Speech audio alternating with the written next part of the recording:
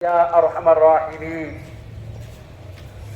أبقنا أنفسنا وإن لم تغفر لنا أنعمت عليهم غير المغضوب আজ ঈদ উল আজহা বা কুরবানির ঈদ। আজকের এই ঈদ বা খুশির দিন, এটা ত্যাগের উৎসব, আত্মত্যাগের উৎসব, কুরবানির উৎসব। আজ থেকে ৫,০০০ বছর পূর্বে এক হৃদয় বিদারক ঘটনাকে কেন্দ্র করে এই প্রথা সারা পৃথিবীতে চলে আসছে। তারই অনুসরণে আজকে আমাদের রাজ্যে এবং সারা ভারতবর্ষে ঈদ উল আজহা পালিত হচ্ছে।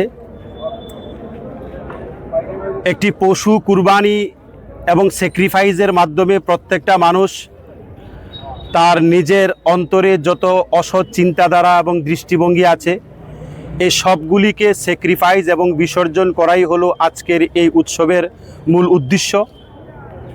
তাই আজকের এই ঈদ উল আজহা বা কুরবানির ঈদের দিনে আপনাদের সবাইকে এবং রাজ্যের এবং রাষ্ট্রের সকল নাগরিক, সকল অংশের মানুষকে আন্তরিকভাবে অনেক অনেক ঈদ মোবারক ও প্রাণঢালা শুভেচ্ছা।